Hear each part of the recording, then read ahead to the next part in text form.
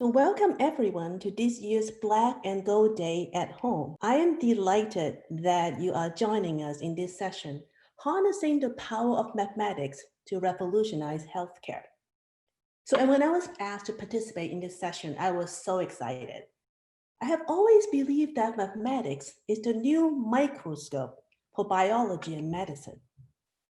The discovery of the microscope in the late 17th century revealed otherwise invisible processes and revolutionized biology. Now mathematics has the potential to do the same. So I joined the University of Waterloo 2 years ago. I am a professor of applied mathematics, computer science, biology, and pharmacy. And I also hold the Canada 150 Research Chair in mathematical biology and medicine. So what all these titles mean is that I spend a lot of my time thinking about how to use mathematics to improve our understanding of biology and medicine. So I'll tell you more about my research. And after that, I'll introduce you to my fellow researchers so we can have a fulsome discussion about the application and benefits of using mathematics in healthcare research. So these days, it is hard to talk about healthcare without talking about the coronavirus. So it is the reason that you're staring at me on the computer screen. And in fact, before, I've never, ever given a virtual lecture before, and I've given a lot of talks. But we practice physical distancing now because based on mathematical models, physical distancing can slow down the spread of the virus. So COVID-19 isn't the first infectious disease that scientists have modeled. Ebola and Zika are recent examples, but never has so much depended on their work. Entire cities and countries have been locked down based on model predictions. So just how influential these models are became apparent at the onset of the global pandemic. Based partly on modeling work by a group at Imperial College London, the United Kingdom at first implemented fewer measures than many other European countries. That group advised that citywide lockdown and school closures, like China initially mandated, would result in a large second epidemic once the measures were lifted. But then later, on March 16, based on new clinical data, that same group published a dramatically revised model that concluded that even a reduced peak would fill twice as many intensive care beds as initially estimated, overwhelming capacity. So the only choice, they concluded, was to go all out on control measures. So the UK shifted course within days and announced a strict lockdown. Mathematical models will continue to play a critical role as we battle the global pandemic. You know, I have never imagined so many people who aren't math nerds to know what an exponential growth is. You know, some can even talk about the R0. That's amazing. So besides predicting how many of us may get sick if we don't wash our hands and wear our masks, mathematical models can also help discover new medicines faster for COVID-19 and many other diseases. In March of 2013, the pharmaceutical company Johnson & Johnson began a series of phase 1 trials of a drug called Biostatistician. Biostatistician is designed to stop the progression of Alzheimer's disease by inhibiting the formation of what's called amyloid beta, which is the main component of the amyloid plaques that you find in brains of Alzheimer's patients. The idea is that if you stop the generation of amyloid beta, then you don't have those nasty amyloid plaques, no Alzheimer's. So phase 1 trials were followed by phase 2 trials and then by phase 3 trials. But then in May of 2018, 5 years after the big launch, Johnson & Johnson terminated the clinical development of Biostatistician after citing serious elevations of liver enzyme in some study participants who received the drug. In other words, the drug turned out to be too toxic. You may not die of Alzheimer's, but then your liver may fail. You die anyway. In 2014, Merrimack Pharmaceutical began clinical trial on a drug called MM141.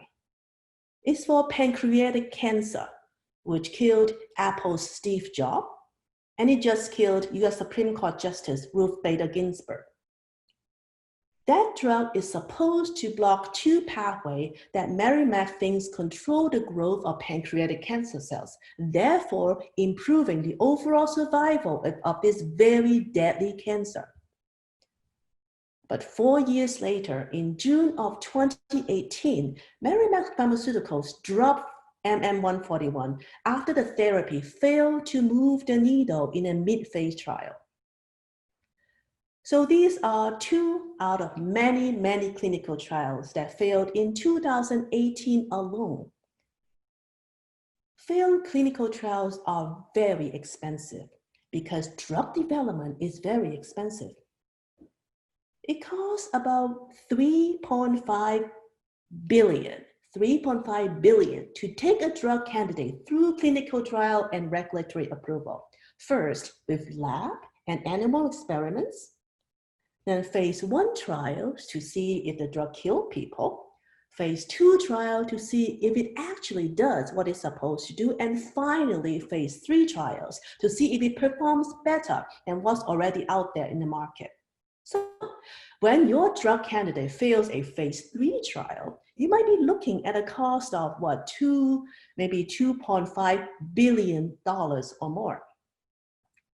So do you know how long it takes to literally burn through $2.5 billion? So let's say you take all that money out in $5 bills, okay? It's a $5 bill, Canadian $5 bill, and you burn these one by one, okay? So how long would that take? Well, there is a YouTube video where someone burned, not this bill, but a US $1 bill.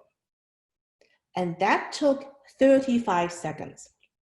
Now, I have no idea how fast our Canadian polymer money burns. So this is not just, if you're not Canadian, this is not just paper, this has polymer in it. So it probably burns slower, I think. So let's say 5 times slower. Then, to burn through 2.5 billion worth of Canadian $5 bill would take, if you do the math, it would take about 10 to the power 10 seconds. Now, how long is that? Well, that is more than 2,800 years. 2,800 years. So even if you take the money out in $100 bills, it will still take 140 years. So you are dead before you're done. And that is how much money one clinical trial burned through. Now, not all drugs are created equal. Some drug trials have reasonably high success rate. So, for example, about a third of the eye drug trials are successful, and so about a quarter of the cardiovascular drug trials.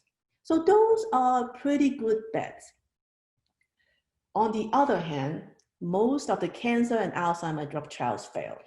Only about 3.4% of the cancer drug trials are successful.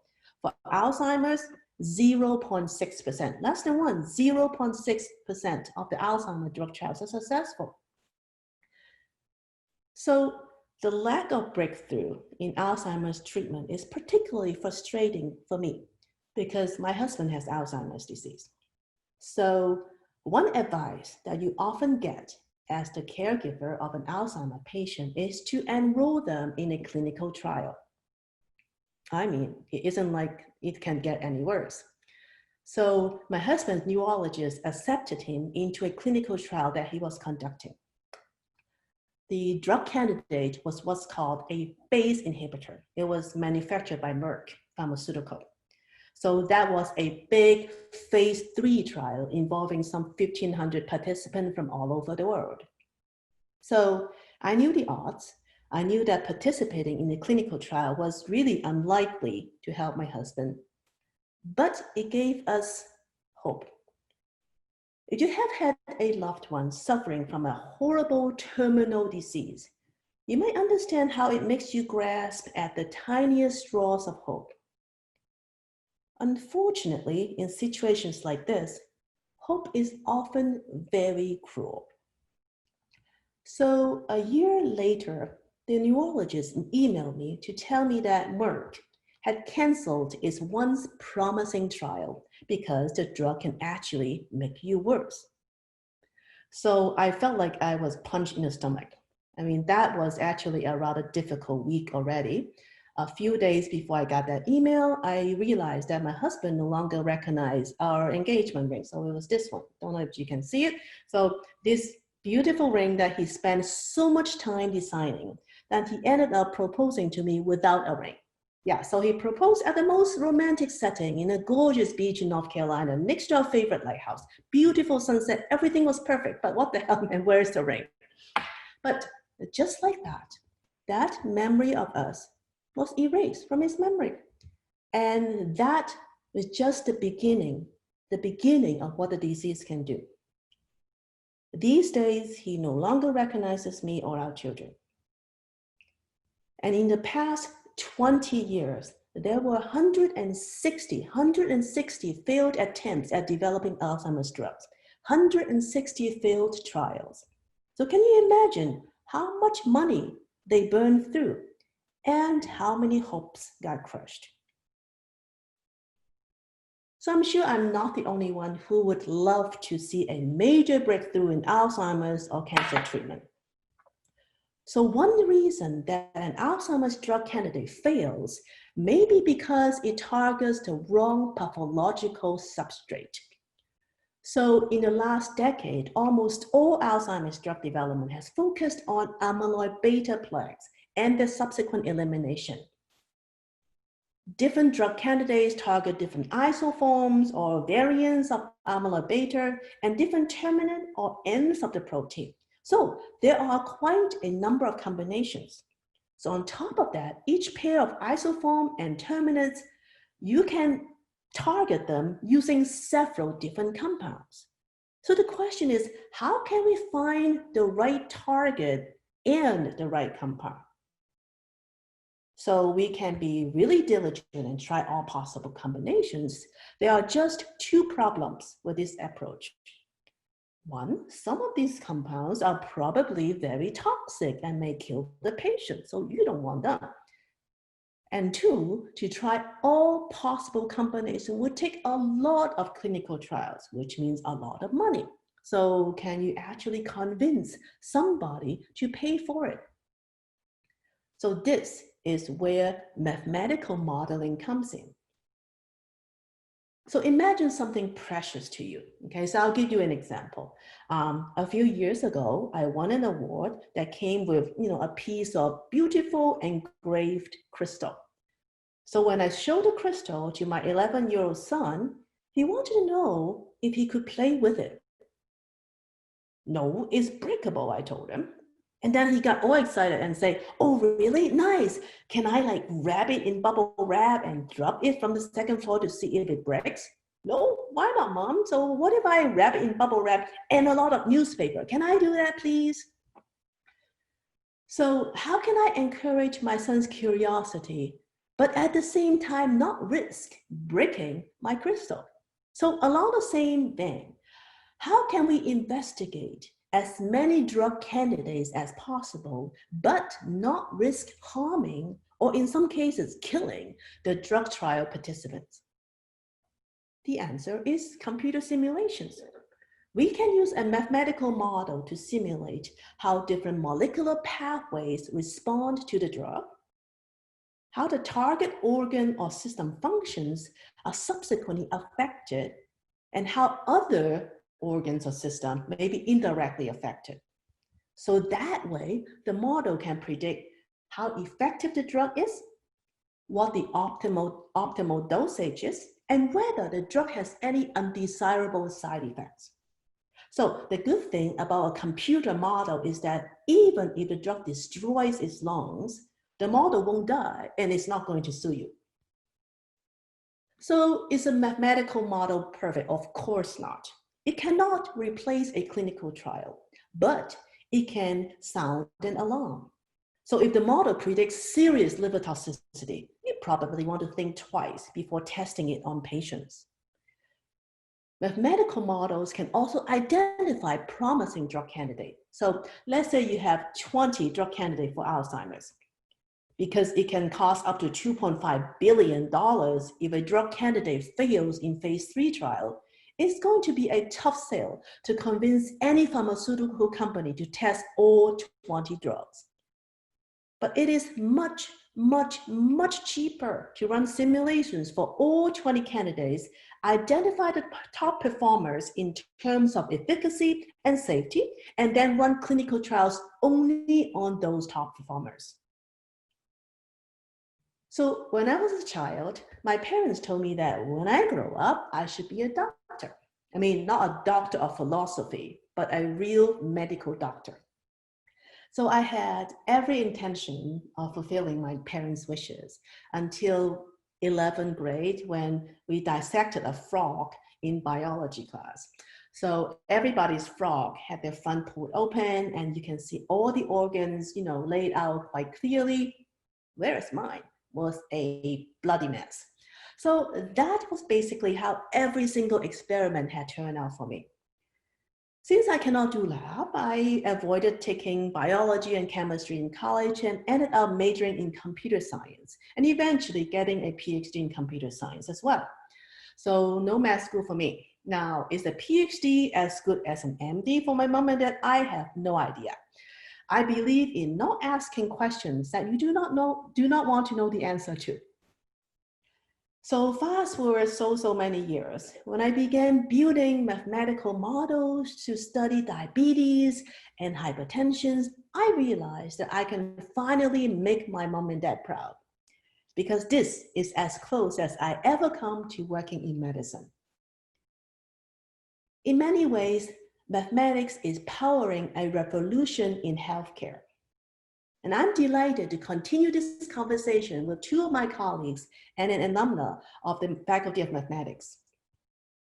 Please join me in welcoming Dr. Christina Leslie. Christina graduated in 1992 with a BMath from the University of Waterloo and earned her PhD from the University of California at Berkeley. She is a member of the Sloan Kettering Cancer Center in New York. She uses a class of computational methods called machine learning to dig through gigantic amounts of biological data. Her research, as I understand, focuses on understanding how genes are expressed in cells and what can go wrong when those genes' expression goes haywire in cancer cells. I would also like to welcome my Waterloo colleague, Professor Cecilia Cotton. Cecilia is an associate professor in the Department of Statistics and Actuary Science. She applies statistical analysis to longitudinal data to solve problems in public health. So longitudinal data is what you get when you repeatedly collect data from the same subjects over time. She has modeled early breast cancer screening protocols in survivors of childhood cancer, and she has examined the trends in opioid prescription in long-term care settings. Now, last but not the least, we have Professor Jochen Koenemann. He is the professor and chair of the Department of Combinatorics and Optimization.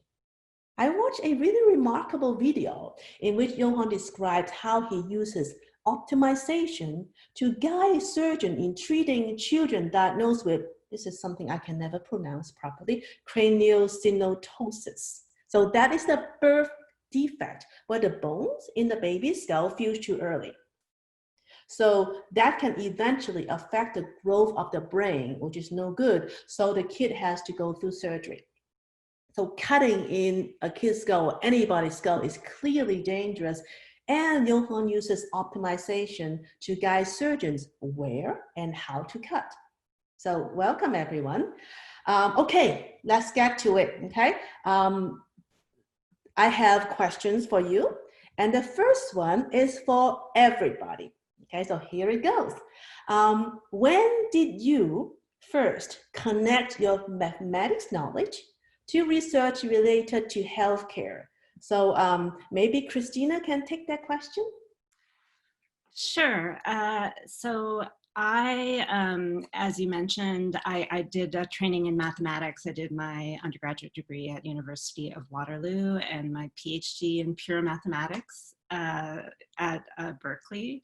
And I had come to Columbia University to do a postdoc in math.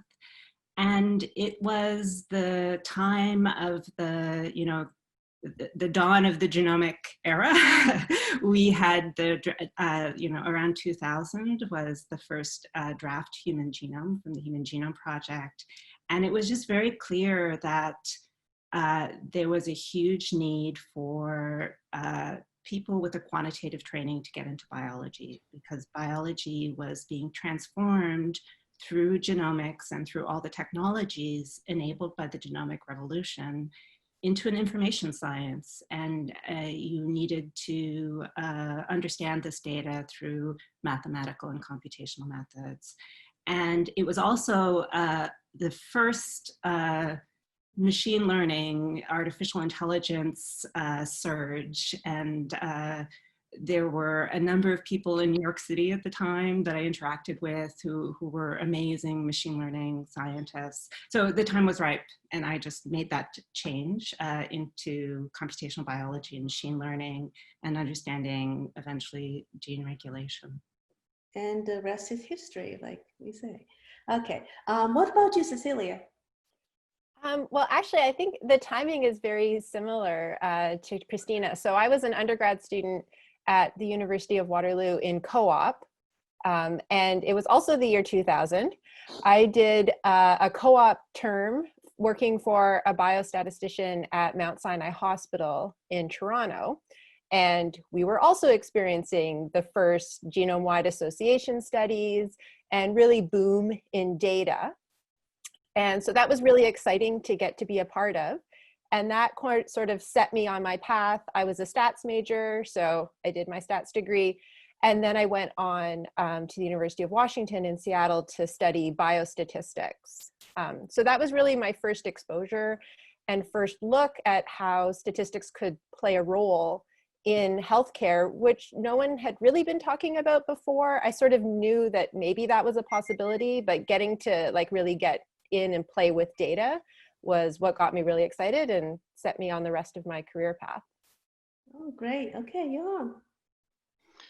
Yeah, so I think my encounter is maybe the most recent and also the most happenstance in some sense. It was 10 years ago, 2010, when a colleague of mine from Applied Math knocked on my door and said, I'm working with Sick Kids Hospital, some surgeons there, and they asked me, so how do you, if you had an infant skull, you wanted to cut it so that it bends best, where do you cut it? And to me, to him, that sounded like an optimization question. So he had to ask an optimizer. And this was the first time I had heard about anything in medicine, in optimization. So I was very intrigued, and I said, yes, I do optimization. And so the rest is then also history. Great, well, thank you. All right, my next question is for Christina. What role, can you tell me about the role of mathematics that play in your current research related to healthcare? Sure. So what we try to do is understand the regulation of genes and how that regulation is encoded in the genome, right? So in sequence, in DNA sequence, and also to understand different levels of regulation of gene expression as the genes are being transcribed and then post-transcriptional. And we do that with methods from machine learning. So we develop predictive models, and the models allow us to understand how expression of gene depends on regulatory elements or other regulatory factors in the cell. So we are asking scientific questions using machine learning models. Interesting. Okay. Next question for Jochen. So what area of healthcare do you think mathematics can make the biggest impact? That's a tough question. I'm not going to answer it. So we all know, of course, I mean, preaching to the choir, that mathematics is very powerful. That holds for optimization as well. In particular, it's very powerful. It's very applicable to many things. And in medicine, if you look around, there are lots of applications and lots of important applications. So I don't want to elevate any one of them. So you can schedule emergency room physicians. You can schedule emergency room vehicles. You can plan a warehouse layout for the COVID times where you have to socially distance and still be efficient. And you can also help in the operating room. So there are people who work on robotic operations, guide robo arms and stuff like that. Optimization is really used everywhere in any one of these applications. So I don't know. I mean, so many of these are very important. So. Yeah, I realize the power of optimization. I mean, like if I have cancer, I would like to figure out the optimal dosage because the drug can cure my cancer, hopefully, but it also kill the rest of, many of my cells. So I don't want to take too much and I don't want to, take too little either, or cutting out, the cancer from my brain. Okay, next question, Cecilia. Now, can you tell me why you think it is important for mathematics to play a role in healthcare? So I actually think one thing that's really interesting is that all four of us have vastly different mathematical expertise. Mm-hmm. So I'll answer this question sort of with respect to the area that I know best, which is statistics. But probably everyone's answer would be a little different because we can all play a different role. The real reason that I think we want mathematics involved in healthcare is that we can answer a greater diversity of questions than could be answered using very traditional methods that might have been done in healthcare previously. So from a standpoint of a statistician, there's sort of two kinds of data. There's randomized data and there's observational data. And with the whole search for a COVID vaccine, randomized controlled trials have been in the news a lot lately. And Anita, you talked about them a little bit. They're expensive and lengthy, but they are really the only way to test out new unproven drugs. That's sort of the best that we can do there. And those are existing and those happen. Where I think statisticians can play a big role in healthcare and answering new questions and sort of pushing the development further is in observational data. So this is situations where we are collecting data. Every time your OHIP card gets swiped, a certain amount of information is being collected in Ontario, and similarly in other jurisdictions. Canada's a little bit different from the US, but information is being collected. So if we can use these large healthcare databases or existing medical records, billing data, surveillance data, to answer questions that weren't really even being addressed 20 years ago because we didn't have the computing ability or the mathematical expertise, that's where I think that it's really important for, in this case, statisticians to get involved. Because, a statistician's favorite adage is that correlation is not causation. So just because two things are happening at the same time doesn't mean that one is causing the other or vice versa. But when you're dealing with observational data, it actually takes quite advanced techniques to sort of tease away correlation and causation and see if we can actually look for causal relationships using that observational data. So how are changes actually being affected in the long term? So I think that if we can kind of get our biggest bang for the buck and really look at that existing observational data that's being collected and is out there, then that's a big impact or a big place that mathematics can improve healthcare. Another question for all of us. So we are mathematicians, and we are not healthcare provider. And in fact, in general, mathematicians and skilled healthcare providers or researchers are really not the same people. And, we move in rather different either research circle or social circles sometimes. So how do we work together? How should mathematicians and clinicians work together for maximum benefits? Christina, you want to take that first? Sure. I mean, what we do is by working very closely with experimentalists and oncologists. So we are physically in the same institute. We have collaborations where we discuss the problem. We inform the experimental design of what data, what high throughput data will be generated.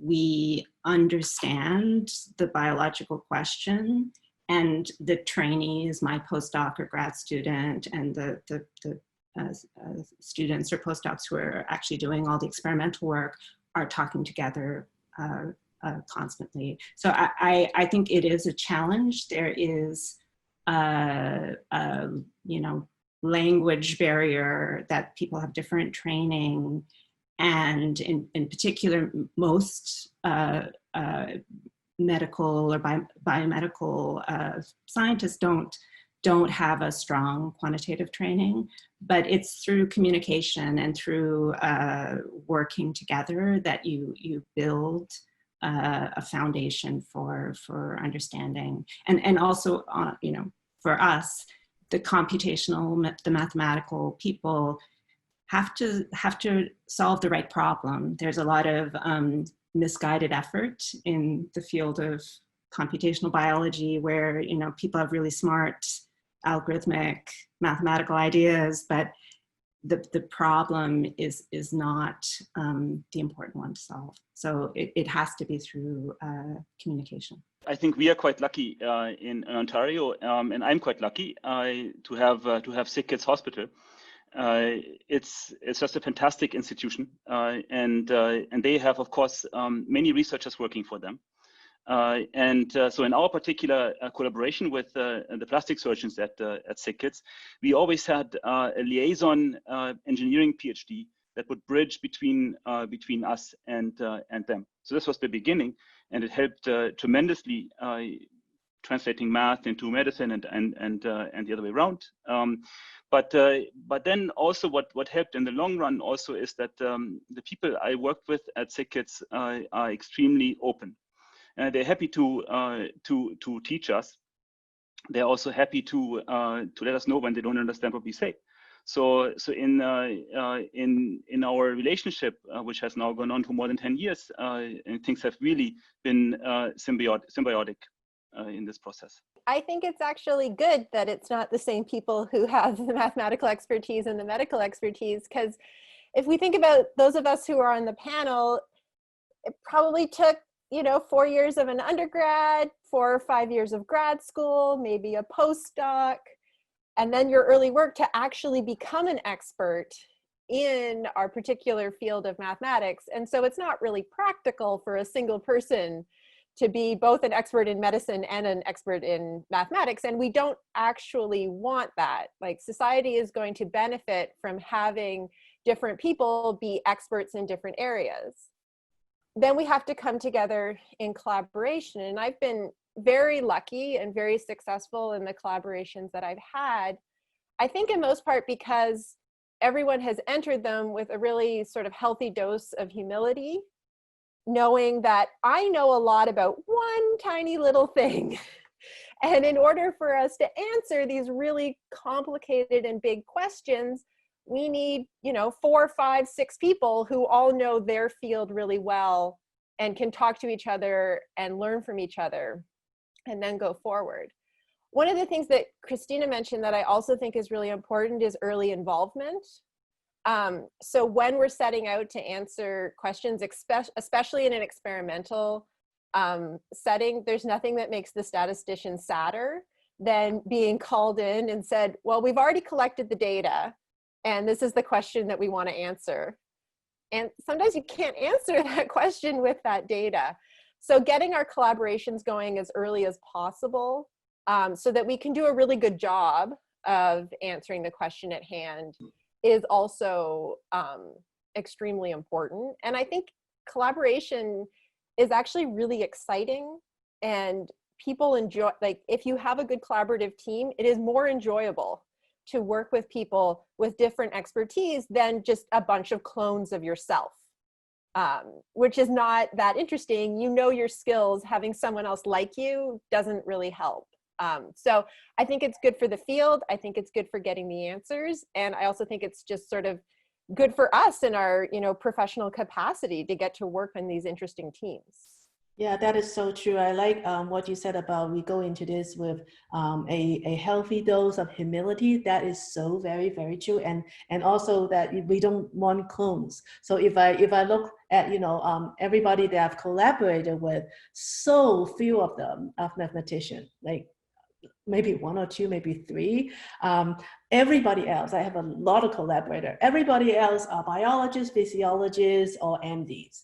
You know, like, I know things that they don't, and they know so much more. I learned so much from every single one of them. And I also remember that, you know, sometimes so many of them would tell me, oh yeah, you know, I didn't like calculus.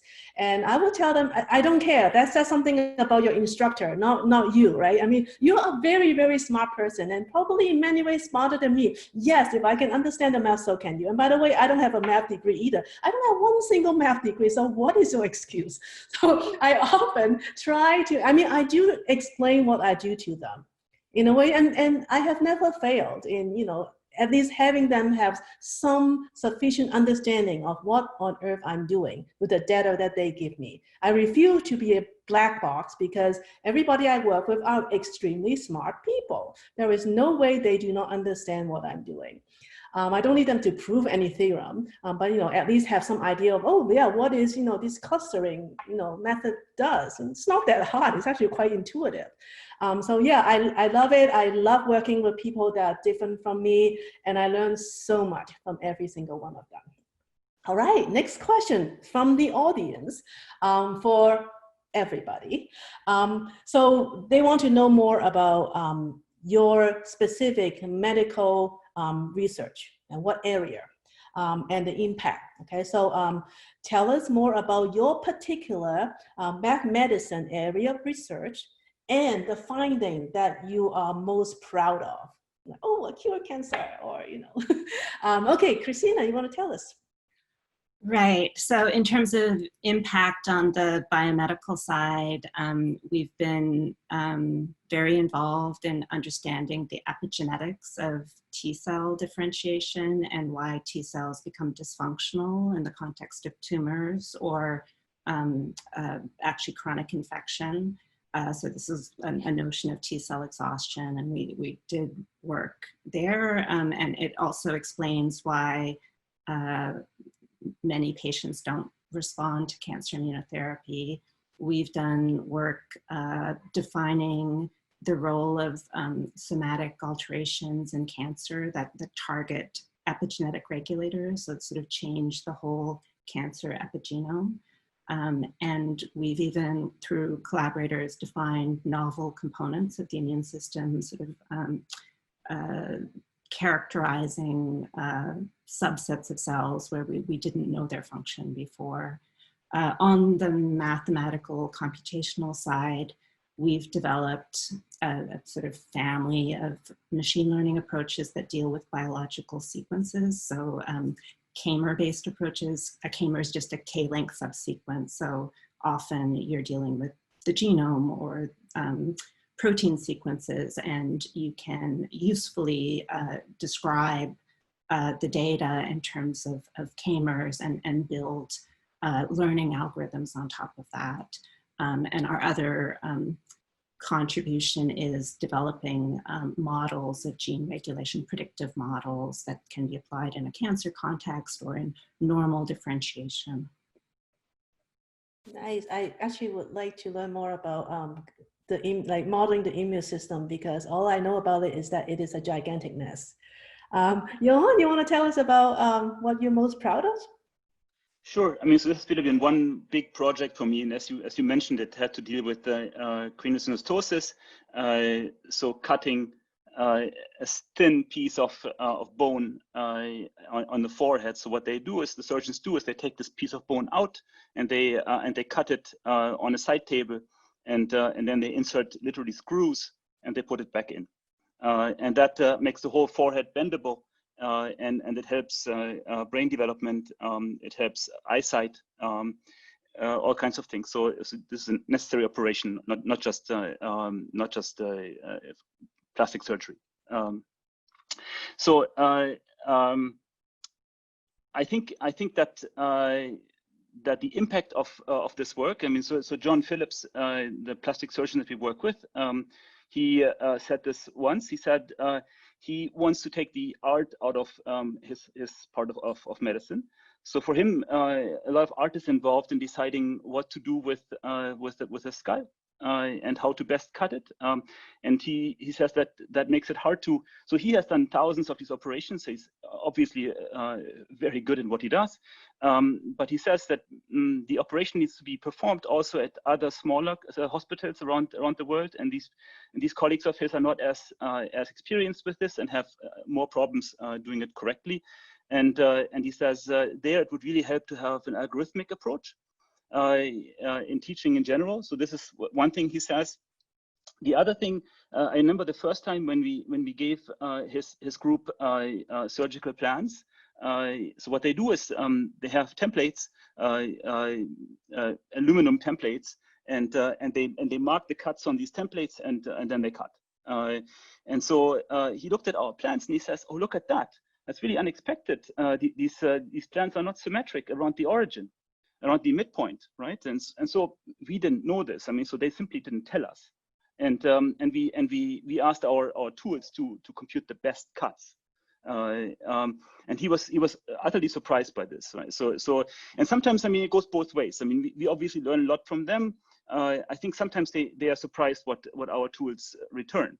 So in terms of quality, I think one might gain. Those are maybe the two most things: the teachability and quality of outcomes. So, I love what you said about taking the art out of medicine. I have a similar dream, which is to make computer simulations part of the daily routine of a surgeon, clinician, or medical researchers, like a part of their tool. Like just another tool, like your, whatever tool that you use to cut people's head. Okay, Cecilia, can you tell us about your, those findings that you're most proud of? Sure. It's hard because my projects are like, your babies. It's hard to pick one. I tell all my kids that they are my favorite one. Every single one. Exactly. But I'll talk about one that I did with an oncologist in Toronto, also at Sick Kids. And we were looking at, so there's a cohort of survivors of childhood cancer. And the great news is that this cohort is always getting bigger, right? So we're improving treatment for childhood cancer. More and more people are surviving childhood cancer. But the radiation and chemotherapy, but in this case, it was more radiation that they receive as kids, can have late effects later in their life. And initially, when we were trying to, not me, but the field was trying to cure cancer, we were so worried about this. We just wanted people to survive. And now that there's so many more survivors, these late effects are much more important to look at.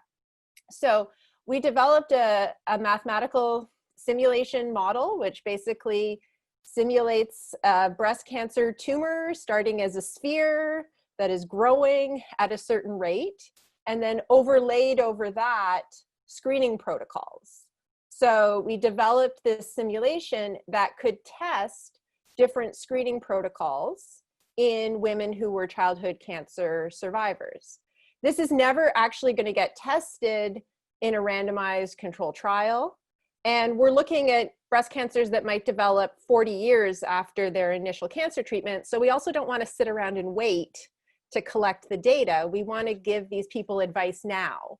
When should they start breast cancer treating or screening, and with what modality? Because we have both MRI and mammography, and they have slightly different sensitivities and specificities depending on your age and that sort of thing. So it was really interesting because we used real world inputs into the model and our best guesses based on how these women would differ from the general population. And then we're able to look at a lot of different screening protocols And it turned out that actually early MRI would be most beneficial for these women.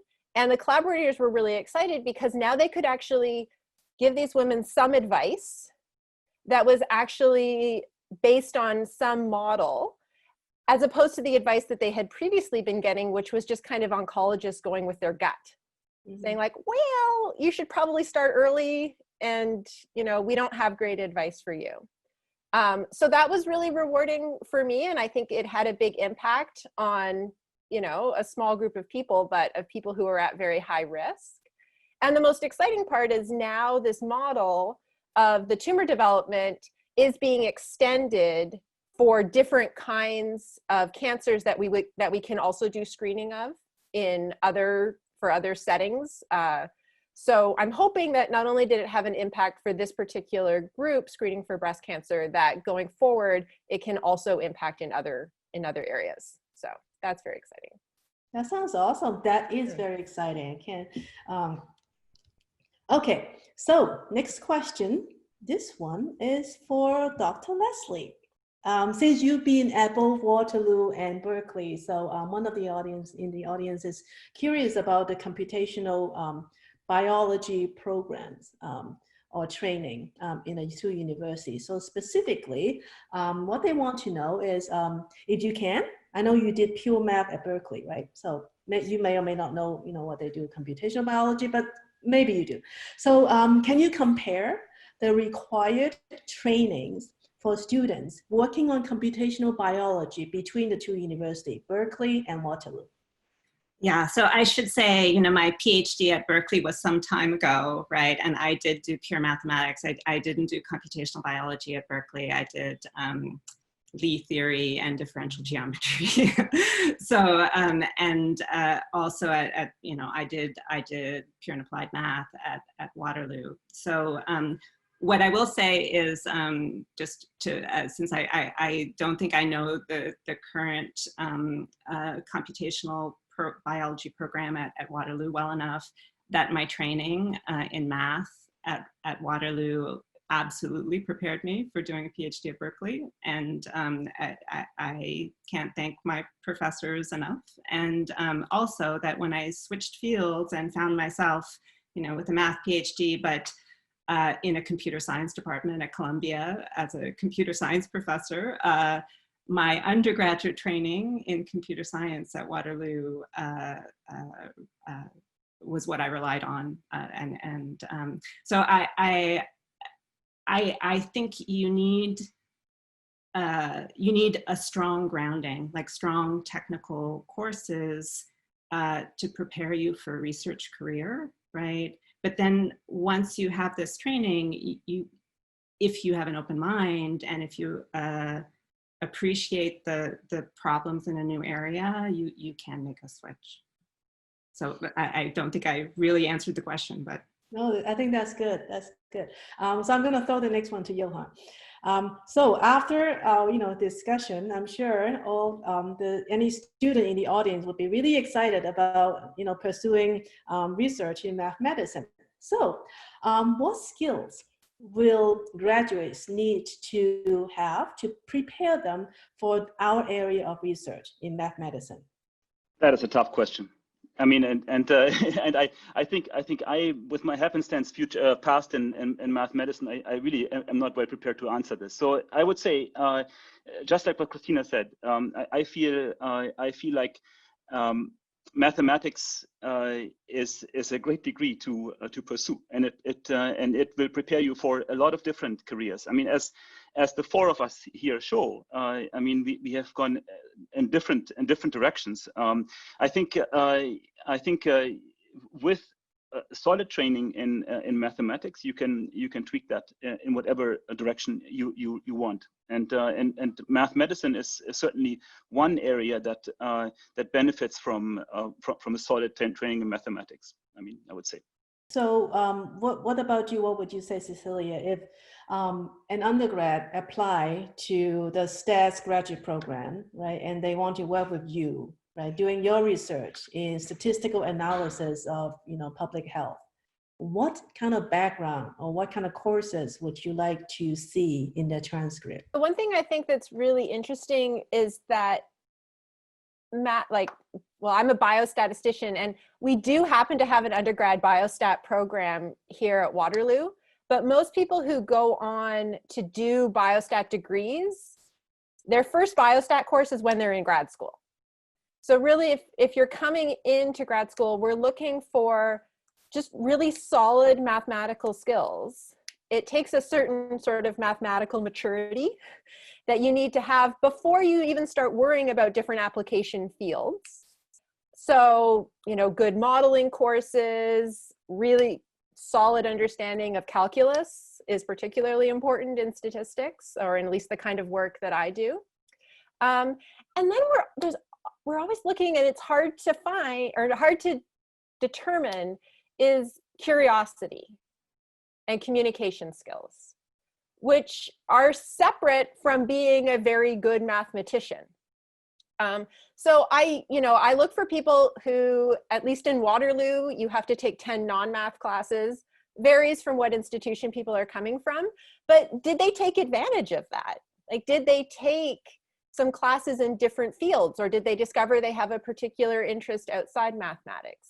Because if you have that curiosity, then when you get into the collaborative environment and have to learn the basics of 5 other people's fields of expertise, you want to have that open mind and curiosity. And then the communication. So both written communication, because if you're going to be a researcher, we have to write papers, and you need to have good writing skills to do that. But then also just the oral communication, to be able to sit in a meeting. And Anita, like you said, can you, in 10 minutes, explain to someone who isn't a mathematician the high-level description of what you're doing? So no one needs, you can if you want, but I don't think people in undergrad need to be pigeonholing themselves into being what are we calling it? Math medicine-ists? I don't think that really works. It doesn't have to happen right away. Solid skills, curiosity, and communication, I think, are the most important things. That is so true. All right, final question. What are you most excited about for the future of our field, for the future of math in medicine? Christina, you want to tell us a bit more? Okay, I mean, when I describe my own field of regulatory genomics, of trying to decode information in the genome for understanding gene expression and ultimately cell function and communication between cells and disease, right?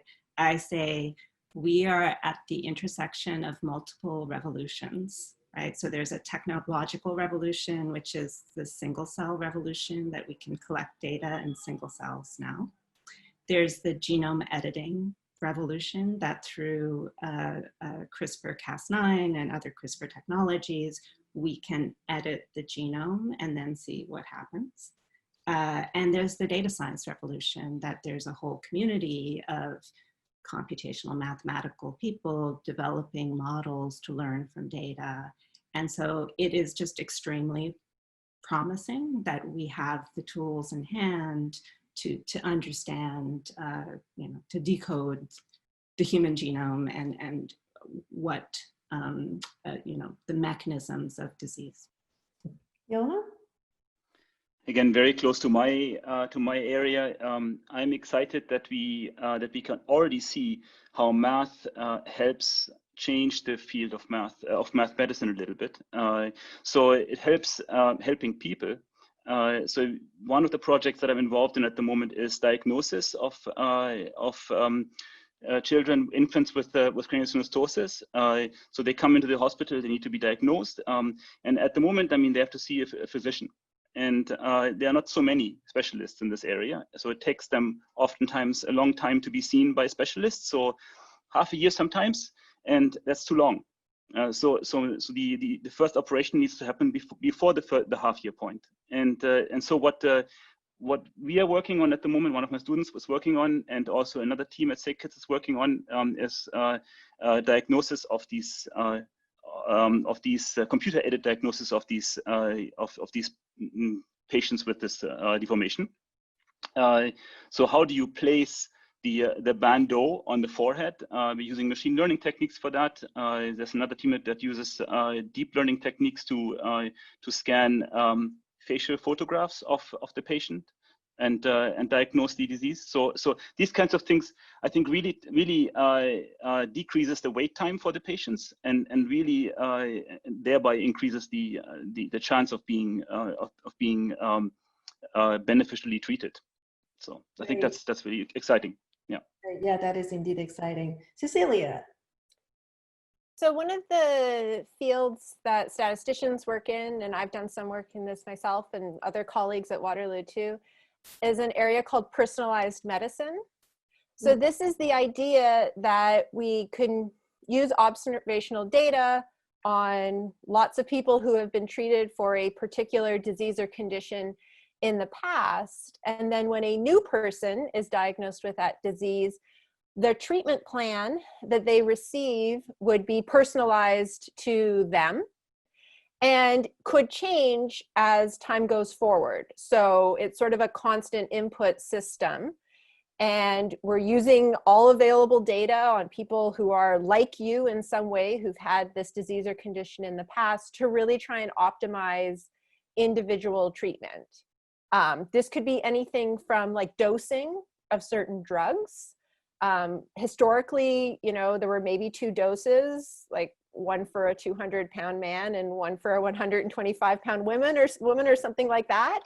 And we've learned that like women aren't just small men, and that maybe there are better ways to dose drugs, but also outside of drug, like if you're seeking mental health treatment, and there are a lot of different ways that treatment can be done with individual sessions, group sessions, drugs. There's lots of different treatment modalities to try and personalize to each individual what treatment path gives them the highest probability of success, or if that's cure or survival or whatever it is in the particular context. I think that's really exciting, and math and statistics could have a real role to play there. And, that would benefit everybody individually. So we'll treat everyone as individuals and try and do the best that we can for that person as opposed to the tumor. Right. Great. I love this conversation. I love how our 3 panelists tackle healthcare from different angles. We've got bioinformatics and cell biology, statistics and healthcare, optimization and surgical intervention. But all our research programs have one important thing in common. Our work is all collaborative and interdisciplinary. So it is this synergy among different disciplines that will make future medical breakthrough possible. So COVID-19 has tested our resilience and given us a preview of the challenges ahead. So we now know that we must be better prepared to prevent a crisis of this scale from ever happening again. So this is a critical challenge that we cannot tackle alone. So biologists and scientists have gotten really good at collecting data. We have this mountain of medical records and DNA data. But what do they mean? So this is where the power of mathematics and statistics comes in.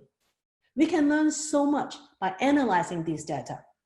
So I'm really hopeful that soon we can cure not only COVID-19, but many other diseases like cancers. And very soon we might even be able to prevent Alzheimer's disease. So I want to be part of that quest. And if you are interested in learning more about all these exciting research projects that are going on in math medicine, you should look me up. So I happen to be the Associate Dean for Research in the Faculty of Mathematics. So I will be very, very happy to talk to you. So with that, we have come to the end of this session. So let me thank our panelists, Christina, Cecilia, and Jochen again. And let me thank all of you for joining us in this session.